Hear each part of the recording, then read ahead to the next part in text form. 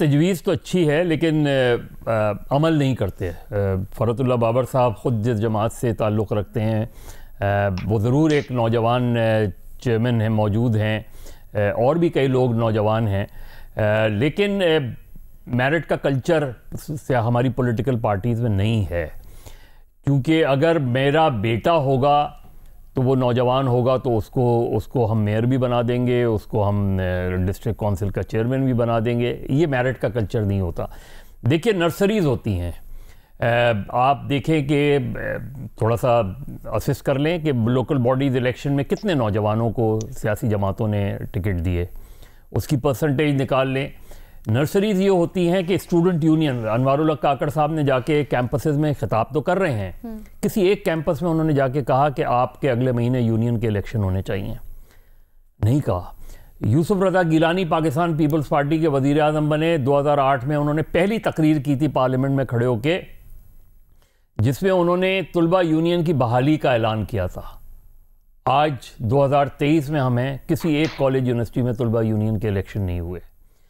जब आप तुलबा यूनियन में इलेक्शंस का और डेमोक्रेटिक रुझान ही नहीं लेकर आएंगे तो आप नौजवानों को, एक नौजवान तो देखिए नौजवान तबके को क्यों ऊपर लाना चाहिए? इसलिए कि उसके पास एक ख्वाब होता है।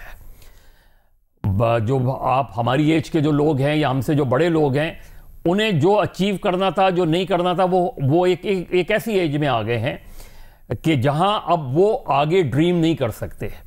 मैं नौजवान जो है वो आगे ड्रीम कर सकता है।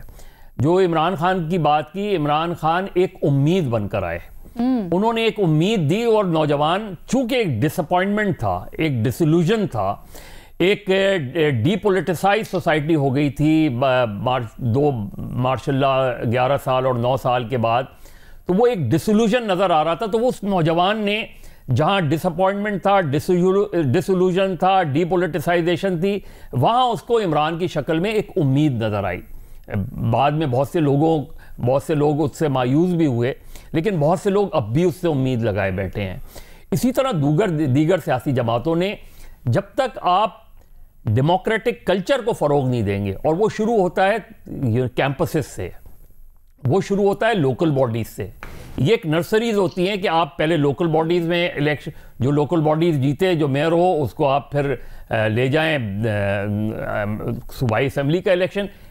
पैराट्रूपर्स नहीं होने चाहिए पॉलिटिक्स में कि आपने ना उसने स्टूडेंट यूनियंस में कोई एक्टिविटी की है, ना उसने लोकल बॉडीज इलेक्शन लड़ा है, आप डायरेक्टली उसे लड़ा देते हैं सूबाई और कौमी असेंबली का। तो जो नीचे से आ रहा होता है वो कहता है कि यार ये तो फिर शॉर्टकट्स ही बेहतर हैं। तो ये जो चीज़ है, इसको पाकिस्तान की सियासी जमातों में, जमात इस्लामी में हमें नज़र आता है। जमात इस्लामी में बहुत से नौजवानों को वो पिक करते हैं, वो स्टूडेंट यूनियन से आते हैं, उनको लोकल बॉडीज़ का इलेक्शन भी लड़ाते हैं, और वो हत्ता के पार्टी का अमीर भी बन जाता है। तो पॉलिटिकल पार्टीज जब तक अपने इस डेमोक्रेटिक कल्चर को फ़रोग नहीं देंगी, नौजवान डिसइल्यूजन रहेगा।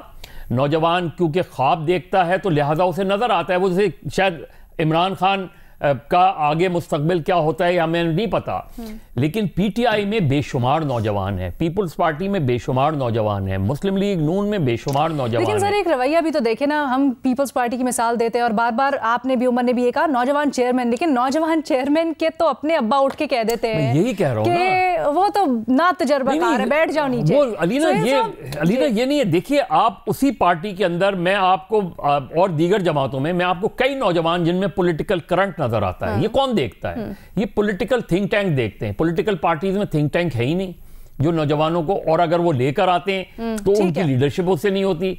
ये नहीं है कि मैं मिनिस्टर हूं, मैं पार्टी का इन्फ्लुएंशियल आदमी हूं, तो मेरा बेटा फौरन, वो चाहे नौजवान है, मैं कहूंगा ये देखें नौजवान मेयर ले आया। ये मेरिट का कल्चर नहीं होता, ये नौजवानों को ऊपर लाने का कल्चर नहीं होता। नौजवानों को ऊपर लाना है तो नर्सरी से आए। अगर डायरेक्ट आप एमए कर लेंगे तो आप कभी भी एक अच्छे पॉलिटिशियन नहीं बन पाएंगे।